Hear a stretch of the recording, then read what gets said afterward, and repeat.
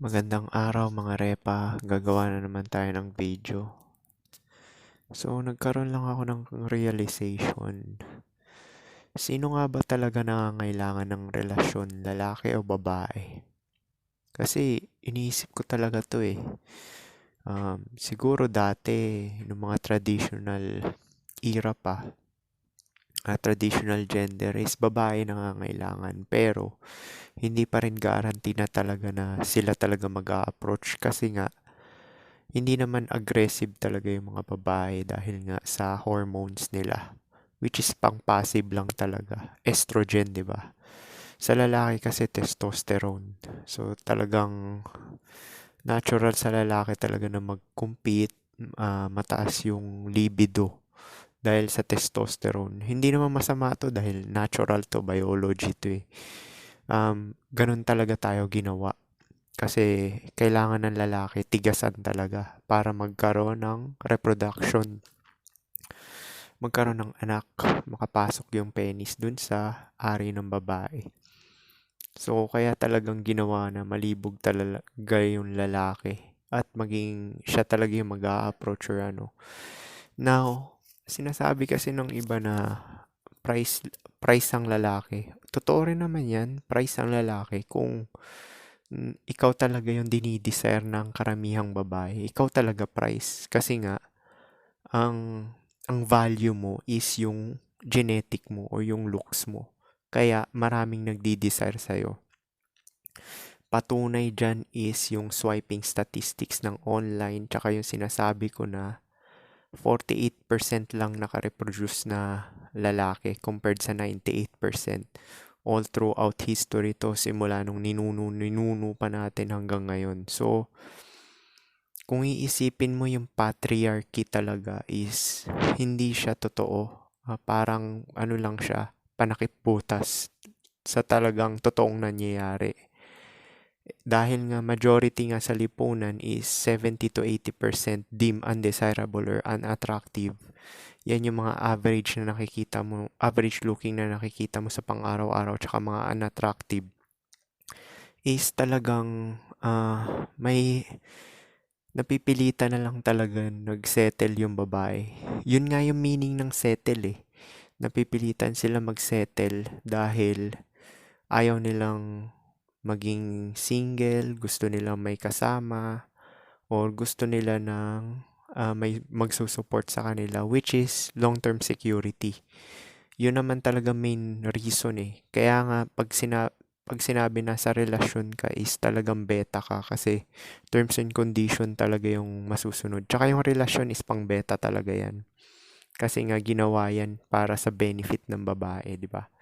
So, tsaka siya namimili. Pero, ganun pa nga rin, ang hindi kasi ang alam ng ng mga karamihang lalaki is ang treatment is base sa looks.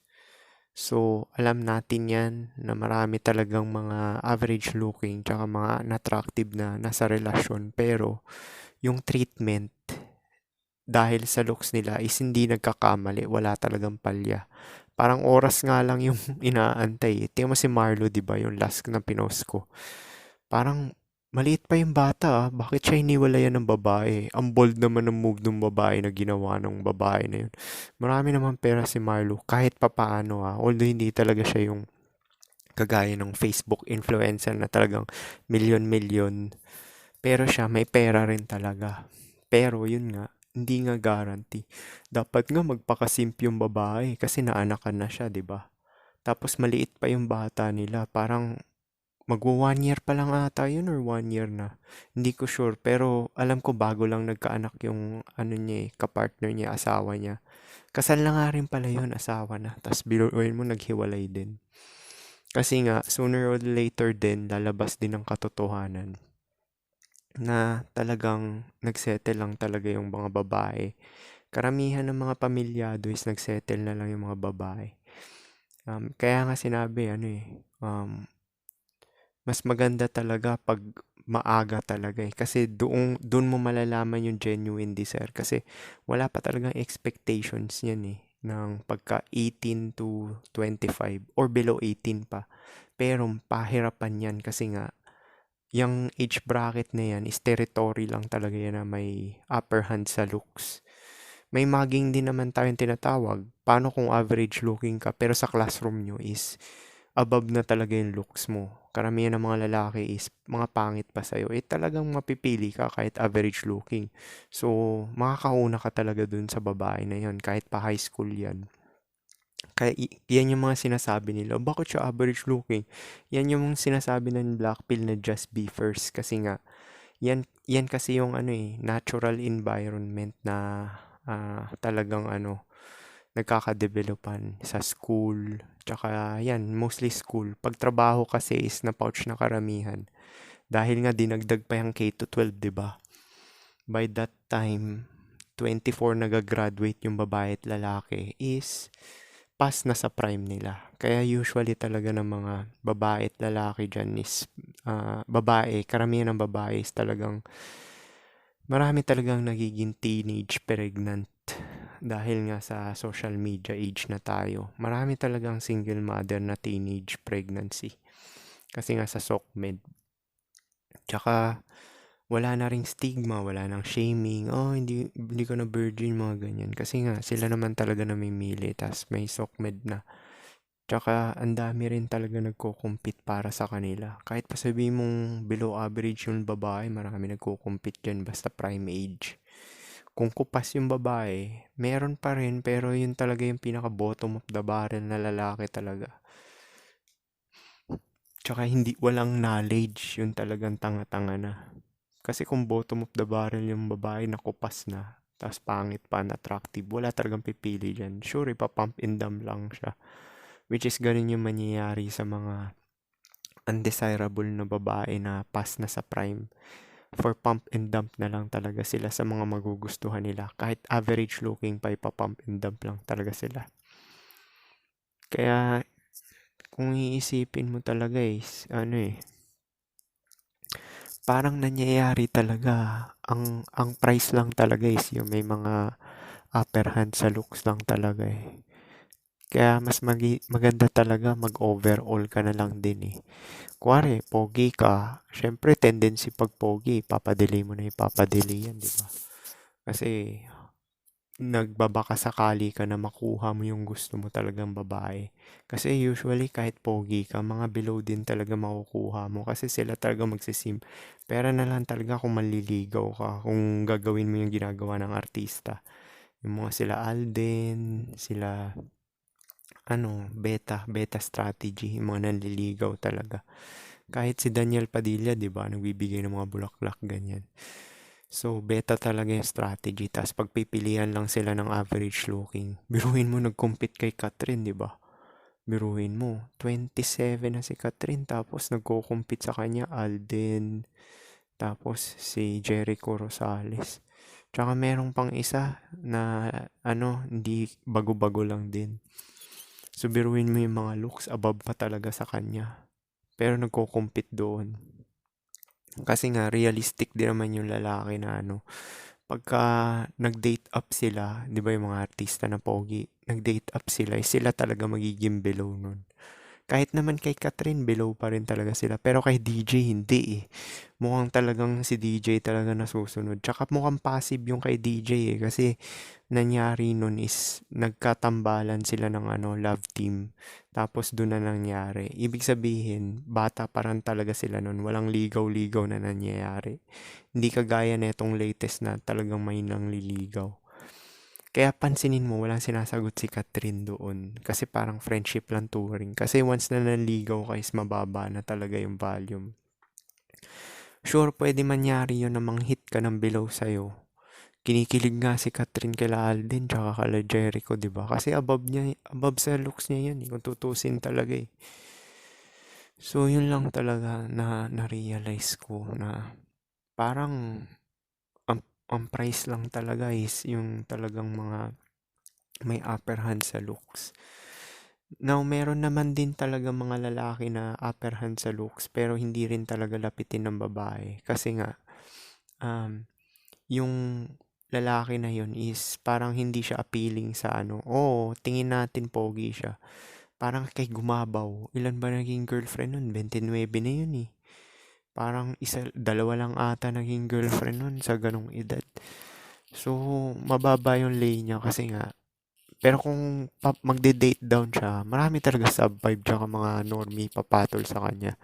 Pero habol niya, genetic din eh. Kaya Christine pinili niya kahit single mom na eh. Or yun lang din nakayanan niya sa mga artista. So, syempre may tsura ka na lang din. Mamili ka na lang din ng ng may tsura tapos may pera pa. So, hindi siya namili ng talagang average na ordinaryong mamamayan lang talaga. Ganun ginawa ni Gumabaw. So, yun lang na-realize ko talaga na kahit na hindi talaga kasi talaga mag-approach yung babae. Sure, magme-message yan kasi nga, ang means na ng meet up is online na. Pero unang message lang yan. Pero sunod, sa'yo na bahala. Mabilis kasi sila mawala ng gana pagka hindi mo tinake yung opportunity.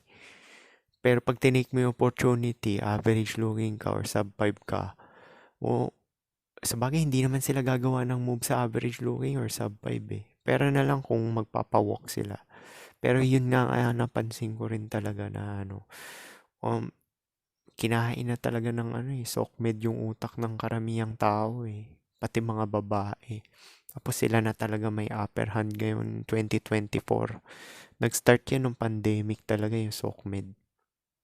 Doon talaga nag-boom yan. Tapos, syempre, ang daming mga babae talaga na na nakaka-receive ng mga DMs, lalo na yung mga prime age na babae. So, nangyayari talaga niyan is pahirapan talaga. Eh, halos lahat ng lalaki nagko-compete dyan eh, sa prime age eh. Na pati nga yung mga single mother, pinapatulan na talaga kasi nga prime age eh. Dahil bata-bata pa yung babae. Pero ganun nga, tingnan mo, parang yung babae talaga kasi ganun naman talaga sa sa Animal Kingdom. Babae talaga yung namimili. Tapos lalaki yung nagko-compete talaga. Meron pa nga mga lalaki nagpapatayan para lang sa babae, 'di ba? Tapos yung kinakanker nila yung mga bawat mga bansa is dahil sa babae rin. Biruin mo.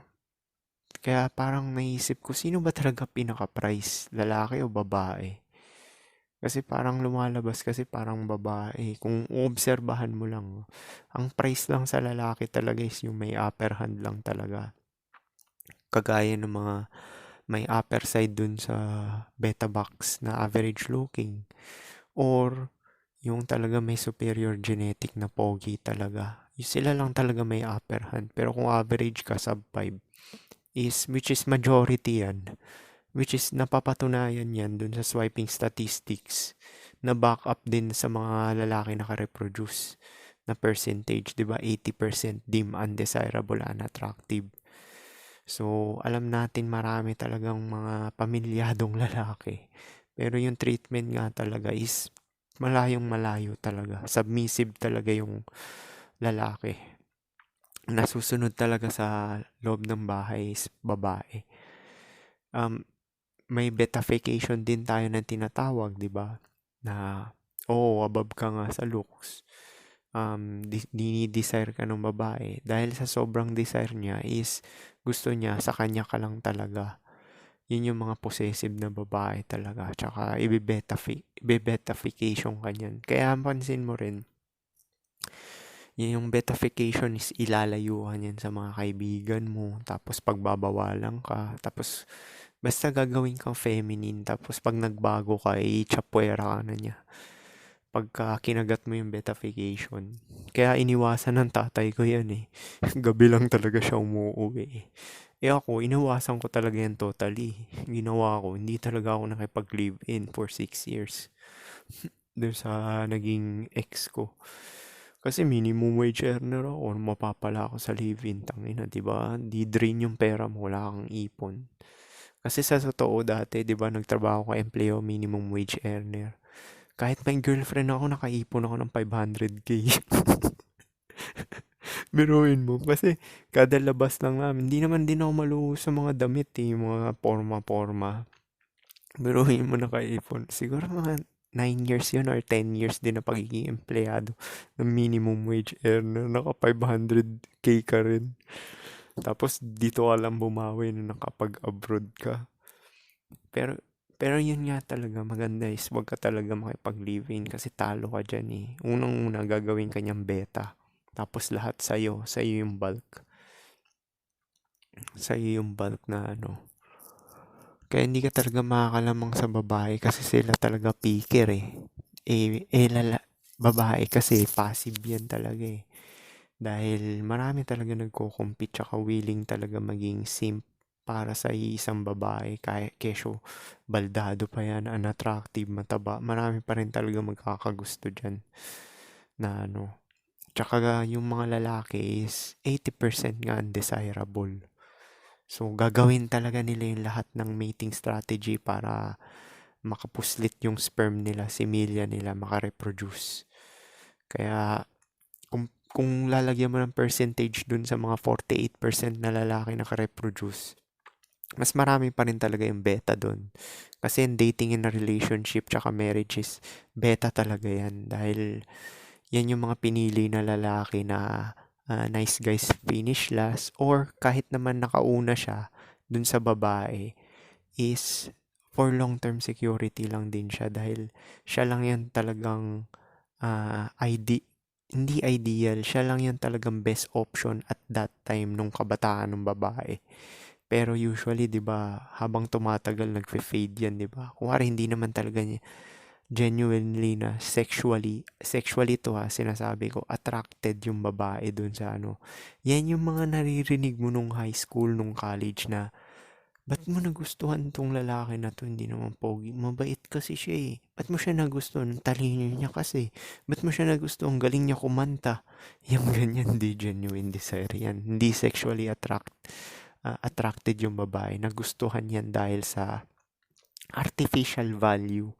Dahil yan yung nagbibigay ng parang titingalain yung lalaki dahil sa artificial value. Na ano, pagka ang true value kasi is wala kang ginagawa, maging presentable at malinis ka lang. Kaya nga sinasabi ko sa inyo walang game kasi makikita mo talaga yan sa mga attractive na lalaki. O nagbebeta sila pero nagiging natural lang. Tsaka yung confidence nila talagang mataas dahil nga sa positive reinforcement lalo na pa sa side ng babae. Ang proof nito is kilala niyo yung boxingero na bago nanalo, si Ryan Garcia. 'Di ba TikToker siya? Kaya naman siya laging nananalo kasi maraming babae talaga siyang followers tsaka subscriber ng TikTok niya tsaka YouTube. Dahil may tsura siya. Yun lang naman talaga yung ano nun eh. Tapos, kaya motivated siya tsaka nagiging cocky siya, 'di ba? Na ano. Although talented din naman talaga siya dahil sa speed and ano niya, skills niya, pero kasama na rin din yun sa overall package dahil sa good genetics niya. Na talagang mabilis mag-bulk, wide shoulder, V-taper. Kasi yung katawan niya V-taper talaga, di ba? So, yun eh. Yun yung ano noon, genetic talagang mas ano. Kasi yun talaga yung value mo. Wala kang ginagawa, nag-i-exist ka lang. Yun talaga yung ano, hindi artificial value na i-build mo. Di ba sinasabi ni Rollo Tomasi, o yung ibang mga lalaki is, ang peak mo is 35, 36, yun daw yung sinasabing peak daw, tapos magkakaroon ka ng option. Eh malamang, by that time, marami ka na na-accumulate na pera tsaka resources. Yun lang naman reason nun eh. Kaya sinasabi niyang peak. Pero pag sexually attraction is, from prime age woman is, hindi yun talagang peak mo. Ang peak mo talaga is same din sa babae. Hanggang 25 ka lang din. Same sa kanila. Ang pag-uusapan natin dito yung ano yung talagang attraction hindi disregard mo na yung fertility kasi yung fertility na yan willing naman din yung babae na magpaanak sa mga beta basta nagpo-provide ng long term pero nakapasa sa long term sa looks threshold So yun nga pag sinasabi nating attraction is uh, yung magpipik ka, 35, beta box ka niyan, kaya ka pinili. Tapos pipili pa sa'yo, kupas na babae. Kupas pa na babae yung pipili sa'yo. Past 25 na. Kasi 35 ka na, di ba? Hanggat maaari, parang nilalagay ng babae is, 10 years yung age gap eh. Yun na yung pinaka-max nila. So, pera na lang talaga kung nag-age ka talaga like fine wine, which is yung good looking talaga. Kuwari kahit 40 ka na, pero mukha ka lang 20s, is talagang papatulang ka ng mga 22, 23. Pero gaano ba ka-common yan? Pang-artista na looks level na yan eh. Kasi sasabi mo, ako nga eh, kahit mukha akong baby face eh, nakukuha ko sub 5 eh. Ako na lang patunay na men age like fine. May status pa ako ah. Meron ngang lawyer tsaka panot, tsaka dentista, di ba, single. Yung dentista ko, na nakasalamin, maliit siya, 5'4", o single. O nakita ko sa Facebook group, panot na lawyer. Ang dami na ng pera. Single din. Sabi sa inyo, hindi ka manage like Feynman, di totoo yan eh. Tsaka yung value na artificial na pinoprovide mo is hindi talaga yan, yan talaga yung, hindi ka talaga yung ideally na gusto ng babae physically. Nagsettle na lang siya. Pero yung genuine yung desire niya sa'yo dahil sa artificial value na nabibigay mo, hindi dahil sa'yo. Ibig sabihin, hindi dahil sa'yo physically. Kaya nga yung age group na yan, yung 18 to 25 is pang pogi lang talaga yan, or pang just be first. Yung talagang at that time, namag mo yung mga kaklase mo. Tapos, pero pagka sa real world na, pag nagtatrabaho na, pangit ka pala. Kaya yun yung mga binibreak ng mga babae pagkatagalan. Parang kay Marlo, di ba ganyan? Hindi ka na rin magsisi kung manyari yan kay Wamos. Pagkatagalan, oras na lang inaantay. Balikan niya tong video na to. Hindi naman natin wini-wish yun, pero nagiging realistic lang tayo. Pero hindi na kayo magtataka pag nangyari yung mga ganyan bagay kasi nga, ang treatment ay base sa looks. So kung iisipin mo talaga, kung price talaga ang lalaki, bakit ang dami nagko-compete? Biruin mo, 80% ng lalaki nagko-compete sa 20% ng babae. Tapos, 80% ng babae nagko-compete sa 20%. Baliktad, di ba? O kung price talaga lalaki, dapat lahat tayo. Kaso hindi talaga lahat ng lalaki makaka-experience ng genuine desire. Dahil mostly talaga ng mga nagsettle na babae is realistic lang din sila, for long term lang talaga, beta box. Beta box provider lang talaga yung mga karamihang lalaki. Kasi malalaman mo naman yan kung talagang babaero yung lalaki, maraming naanakan, maraming naging girlfriend. Yun yung papatunay nun, yung body count. Hindi nagsisinungaling yung body count kasi nga, yan yung nagka-desire sa'yo ng yung mga pangit. Mga pangit, manlibre-libre, hindi mo umuubra yan eh. Nandidiri pa nga yung babae. Kuwari, libre na kita na Pero tatanggapin niya dahil tanga ka. Nanlibre ka na, hindi naman nagpapalibre sa yung babae. Kusang ginawa mo yun. Talagang ganun nangyayari sa'yo. I-exploit ka lang talaga. Alam mo namang babae, opportunistic yan. Sila pa picker, di ba? Napansin ko rin to yung mga ibang babae talaga. Kung wala talaga nag-approach sa kanila, parang mas nangangailangan talaga ng relasyon lalaki kasi nga sa testosterone, di ba? Daming lalaki na de-depress, tapos hindi pa nila alam tong knowledge na to. Tapos yung mga virgin pa, mga 34, 30. So, parang drought talaga yung sa lalaking side. Mas lalaki talaga nangangailangan ng companionship. Maraming mga lalaki na hindi talaga na-experience yung nagkaroon ng girlfriend. Kahit sabihin natin hindi genuine desire. Yung beta boxing, sabihin na lang natin beta boxing. Sasabihin, pera-pera labanan. Oo nga, kung beta backside ka, pero need pa rin nung looks threshold. Dami-dami may nagbe-beta box yan eh. Kaya mo rin naman gawin yun kung average, kung average ka. Paano kung hindi ka dinidesire ng babae? Gusto mo man mag-beta box pero hindi tumatalab. Ibig sabihin, undesirable ka talaga. Doon pa nga lang sa unang mating strategy, babae at lalaki talaga nag-a-approach eh. Kahit sabihin mong pogi ka eh, ano patunay doon? O, price talaga yung babae talaga. Realistically kung iisipin mo. Kasi babae ang pika, nag-aantay lang sa finish line yan eh. Di ba nga sabi nga ni Rich Cooper, nag-aantay lang yung babae sa finish line. Pinipili lang niya yung mga top G sa beta box, top G sa genetic scale, yung mga pogi. So, marami na mga single na babae talaga na ayaw talaga mag-commit.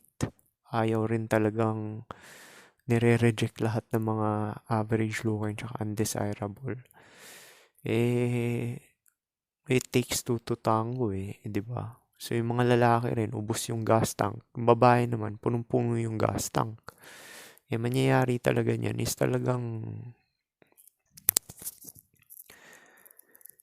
breakup na talaga ng relationship. Kaya nga sinasabi ko doon na tayo papunta eh. Dahil wala nang relasyon na mangyayari gaano. Ang mangyayari date pro na lang tayo. Which is talo talaga yung side ng lalaki kasi nga hanggang doon na lang talaga yung ano mo para maka-experience ka lang ng ano. Eh, lahat ba magkakaroon ba ng 1.5? Eh, kung minimum wage earner ka, isipin mo yung 1.5 na yun, pangkarne mo na lang yun eh. Tutuusin eh. Parang labas nito, porno na lang talaga. So, paano? Yun lang siguro, peace.